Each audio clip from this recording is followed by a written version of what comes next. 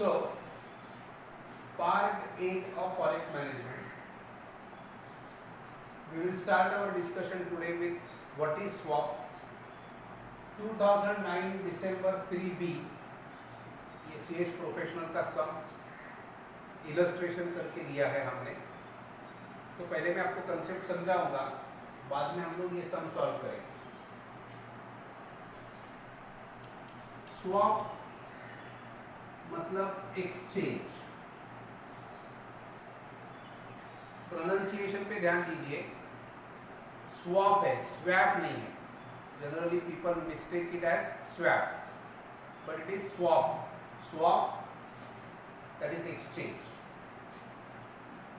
Generally this exchange takes place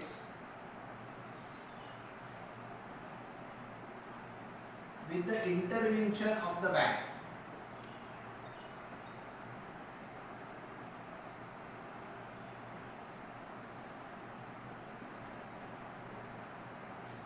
मान लीजिए आप एक बोरोअर है और आपका नेबर जो है ही वांट्स टू इन्वेस्ट. तो आप शायद आमने सामने डिस्कस करेंगे, लेकिन नेबर के साथ हम लोग बिजनेस डिस्कस नहीं करते. We will be social with him unless and until we know ins and outs of that particular person and vice versa.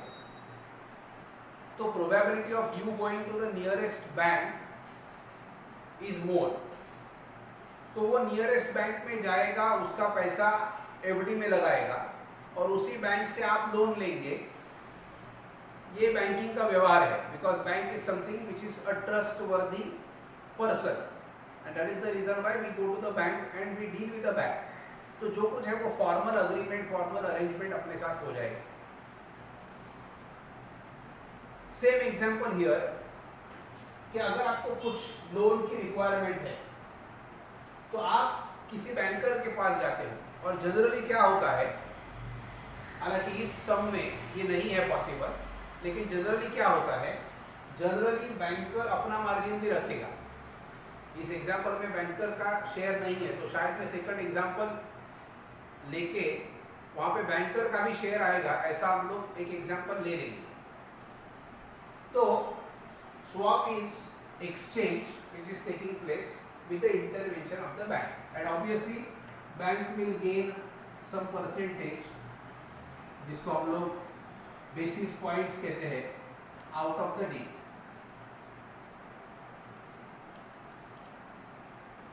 Swap के लिए प्री रिक्विजिट है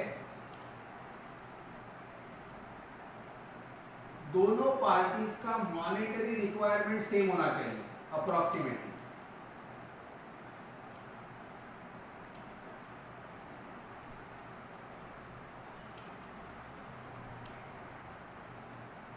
प्री रिक्विजिट का मतलब समझते हैं हम लोग कि ये होगा तो ही स्वैप पॉसिबल है. तो मॉनेटरी रिक्वायरमेंट सेम होना चाहिए. अगर हम लोग करेंसी स्वैप की बात करेंगे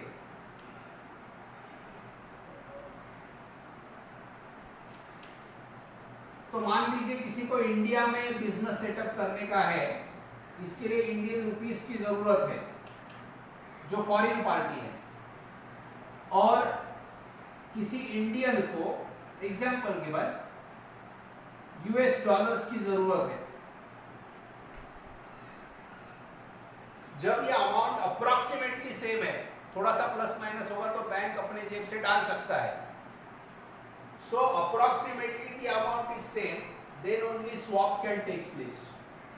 मतलब करेंसी स्वैप में क्या होगा, इंडियन पार्टी को कहेंगे आप इंडिया में बोरो करो, borrow in India. Funds swap bank को दे दो, SB stands for swap bank. Foreign party को हम लोग क्या कहेंगे, आप बोरो करो यूएस डॉलर्स, फंड्स दे दो स्वैप बैंक को. फिर जो स्वैप बैंक में फंड्स आया है Indian rupees, those Indian rupees will be given to the foreign party and vice versa. इसको कहेंगे स्वैप एस्टैब्लिश हो गया. ये एग्जांपल है करेंसी स्वैप। सिमिलरली जो अभी हमारे सामने एग्जांपल है, देयर आर टू बोरोवर्स, एक फिक्स से बोरो करेगा, दूसरा फ्लोटिंग से बोरो करेगा, और आमने सामने उनका रिक्वायरमेंट एडजस्ट होगा। दोनों को 8 मिलियन पाउंड्स चाहिए। R requires floating and the other party G requires fixed। तो दूसरा नेक्स्ट पॉइंट, जैसा ये करेंसी स्वैप है वैसे इंटरेस्ट रेट का स्वैप, उसमें क्या करेगा, फर्स्ट पार्टी कोई भी हो फिक्स्ड इंटरेस्ट पे बोरो करेगी, second party floating interest rate पे बोरो करेगी, और फिर एक्सचेंज विल टेक प्लेस। जब एक्सचेंज होगा the entire team will gain. वहां पे बेनिफिट होना चाहिए तो ही स्वैप एग्जीक्यूट होगा। अगर ग्रुप को, टीम को अगर बेनिफिट नहीं हो रहा है तो इसका मतलब है वो स्वैप हो नहीं सकता। इन अदर वर्ड्स, कैलकुलेशन करते समय आपको उस एग्जांपल में गेन्स ही आना चाहिए। अगर गेन्स नहीं आया है तो आप गलत हो गई। It is as simple as that. तो स्टूडेंट को ये मालूम होना चाहिए कि अगर सम में कहीं गलती हो गई तो आपको गेन नहीं आ रहा है, लॉस आ रहा है। तो that is what it is all about. और ये प्रॉब्लम क्रैक करने का, स्टूडेंट जनरली फंबल होता है स्वैप में, तो ये प्रॉब्लम क्रैक करने का एक कोड बता देता हूं। एकदम सिंपल कोड है, ज्यादा सोचने का नहीं है।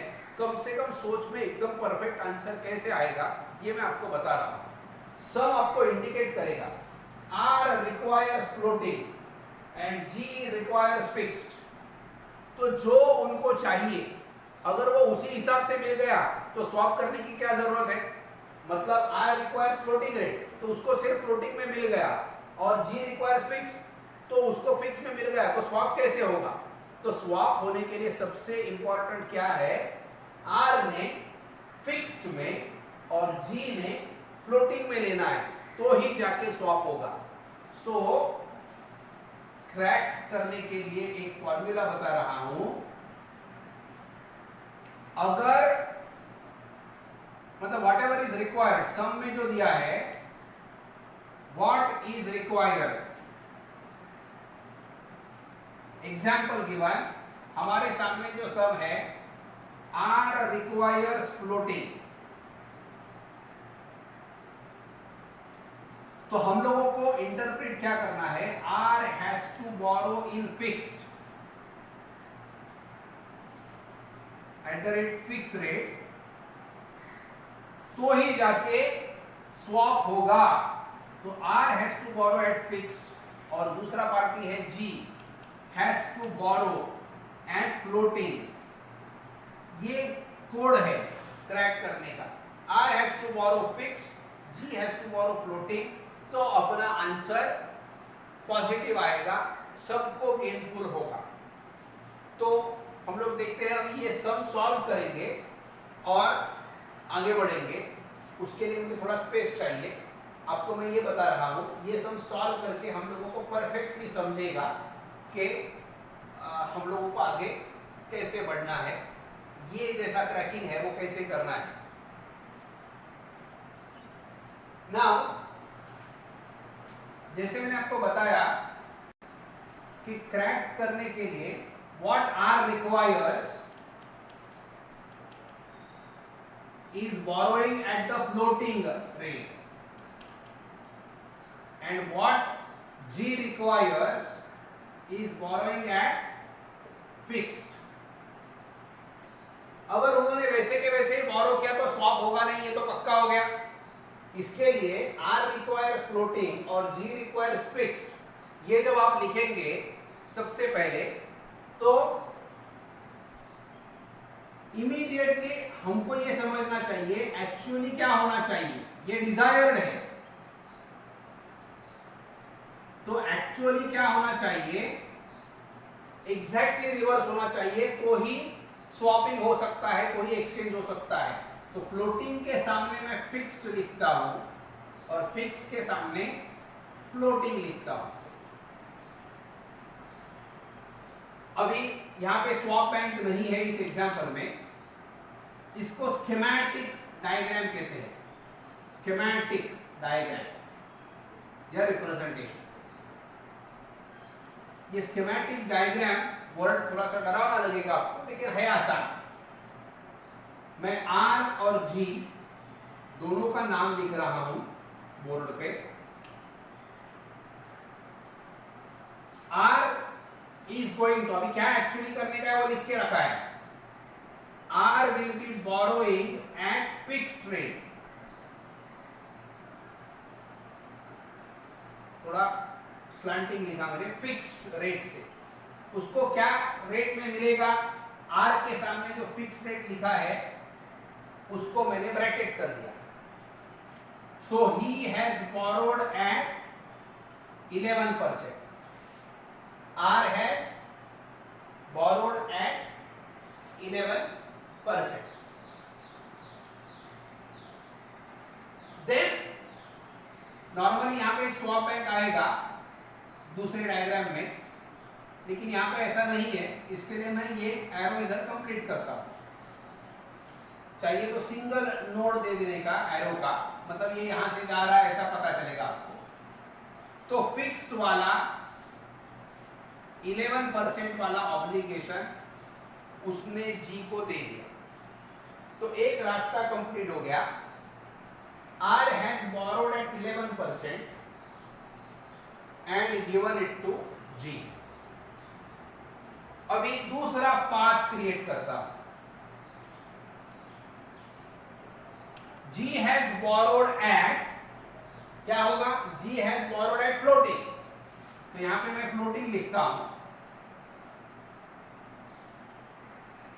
और उसका परसेंटेज लिखता हूं, लाइबोर प्लस 0.3%। लाइबोर क्या है सबको पता है, London interbank offer rate, L for LIBOR, LIBOR is London interbank offer rate which is an internationally acceptable bank rate। एक बैंक दूसरे बैंक के साथ जब ट्रेड करेगा, जब मनी को बोरो या इन्वेस्ट करेगा, तो LIBOR will be the basis. तो जब जी ने मार्केट से बोरो किया, उसको लाइबोर में नहीं मिला लोन, उसको लोन मिला LIBOR plus 0.3%, which he will transfer on to R।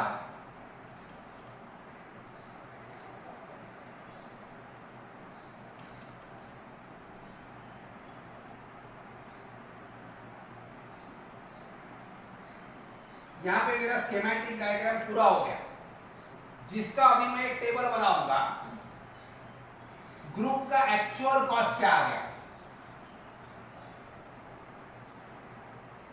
दोनों पार्टीज का मैं सिर्फ ऐड करता हूं, जस्ट एग्रीगेट करता हूं, एक का 11% और दूसरे का L प्लस 0.3%, मतलब टोटल एक्चुअल कॉस्ट आ गया LIBOR plus 11.3%, 11% plus L plus 0.3%, amount is same 8 million pound, इसके लिए एक्चुअल कॉस्ट। अभी गेन फाइंड आउट करने के लिए अभी हम लोगों ने ये सिलेक्शन किया है,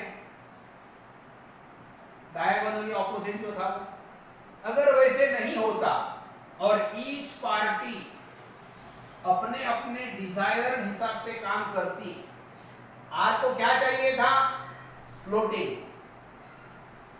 आर को फ्लोटिंग कितने में मिलने को तैयार है, लाइबोर में।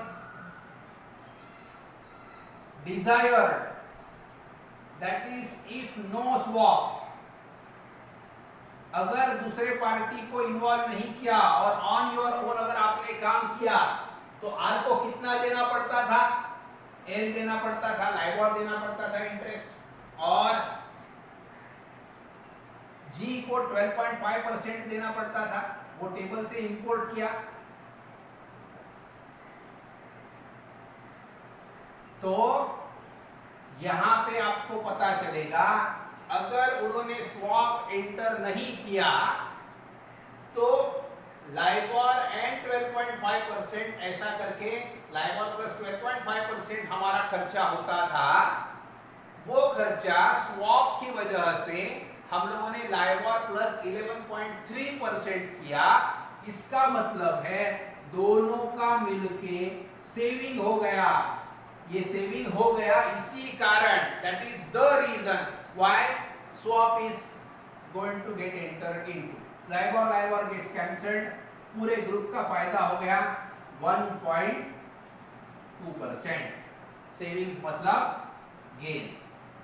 फिर नेक्स्ट पॉइंट उन्होंने कहा है calculate gains and split them equally. अभी 1.2 के दो पार्ट्स अगर मैं करूंगा तो इक्वली दोनों को 0.6 का सेविंग मिलना चाहिए। both the parties we should get a credit of 0.6 each। अभी 0.6 का मतलब क्या हुआ, R पहले डिजायर्ड लिख लो। डिजायर वो कितना तैयार था, R फ्लोटिंग के लिए देने को कितना तैयार था, लाइबोर -0.6%, उसका 0.6% गेन हम लोगों ने उसको दे दिया। और जी को चाहिए था फिक्स्ड,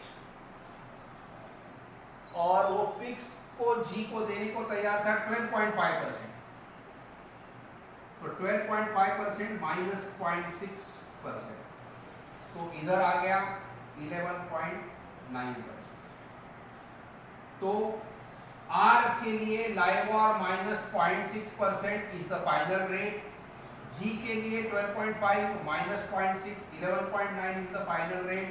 इन्होंने दोनों ने बाहर वालों को कितना दिया, total cost is equal to LIBOR -0.6% plus 11.9% equals LIBOR plus 11.3%। LIBOR plus 11.3%। इसका मतलब है हमारा जो एक्चुअल कॉस्ट था, ये देख लो एक्चुअल कॉस्ट कितना आया था, लाइबोर प्लस 11.3%। इसके दो पार्ट्स की सेविंग्स अगर आपको समझ में आ गया होगा तो वापस एक बार इसका डिस्ट्रीब्यूशन, गेन का डिस्ट्रीब्यूशन बताता हूं। देखो पूरे ग्रुप को कितना गेन हो गया, 1.2% का। ये 1.2% का जो गेन है वो 0.6 दोनों को देना है। जो डिजायर्ड था वो लिख लो पहले। डिजायर्ड क्या था, ये लाइबोर देने को तैयार था, और जी जो है वो 12.5% देने को तैयार था। देख लीजिए लाइबोर एंड 12.5% का गिवन, वो लिख लिया, और इन दोनों को -0.6% कर दिया। ये अमाउंट में है, इसके लिए -0.6 करके 11.9 आया, और लाइबोर -0.6%, मतलब जो थ्रेशोल्ड का रेट है उससे 0.6% में काम होगा। तो LIBOR -0.6% plus 11.9 is equal to LIBOR plus 11.3%। तो ये एक्चुअल कॉस्ट ऐसा डिस्ट्रीब्यूट किया हम लोगों ने। स्प्लिट द गेन्स इक्वली जो लिखा है वो पार्ट यहाँ पे हम लोगों ने कंप्लीट किया। तो गेन्स आया और गेन्स को दोनों पार्टीज में स्प्लिट किया। अब देखोगे ये जो जी पार्टी है इसका क्रेडिट रेटिंग अच्छा नहीं है।